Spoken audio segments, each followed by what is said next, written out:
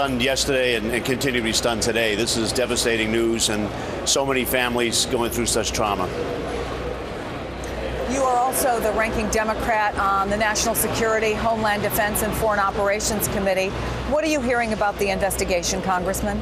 Well, we're hearing that the FBI is in the lead, I think, as you already know, and that the president's staying up to date on all of this. But we know that we have every single agency at the federal and state and local levels coordinating well and working under that direction. They are looking for every single clue that they can. And at the same time, they're coming to the rescue or the help or aid to the extent that they can of all the people that were impacted by this. So I think you're going to find that it's probably a very concerted and well-coordinated effort. It may take some time to get to the bottom of things, but I really believe that we will. What are the questions you most want answered when you get your briefing today, and understanding that, we're less than 24 hours into this? Well, I first want to know that everything that's can be done is being done for all the people that were injured and their families.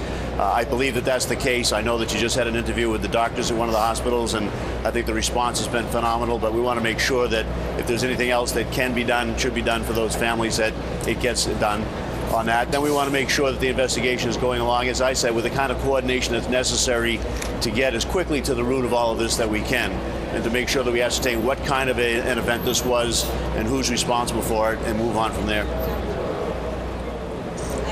Are you concerned about what this means in the future? There's already talk about what it would mean for a future Boston Marathon, what it would mean for other large public events, because it is extraordinarily difficult, obviously, if not impossible, to prevent something like this from happening.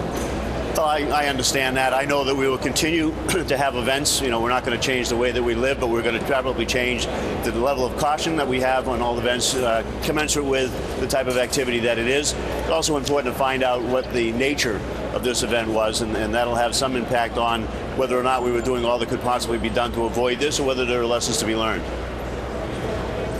And I also understand, in addition to obviously you being from Massachusetts, you have another connection. A member of your staff was on the bomb squad, is that right? Yeah, we have one member of our staff who's in the National Guard who was on the bomb squad, who's called in immediately and is there now working with the FBI, the National Guard, and the local authorities. And whenever they're called in to take any action on that regard, that's his specialty. Did you have a chance to talk to him personally, Congressman? And if so, what did he tell you?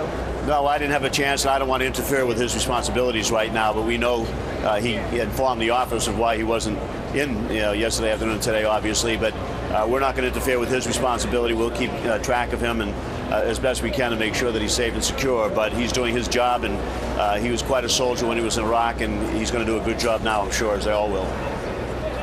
Yes, so many of them are already. Massachusetts Congressman John Tierney, thanks so much for taking the time. Thank you. First responders who expected to be treating runners for dehydration and exhaustion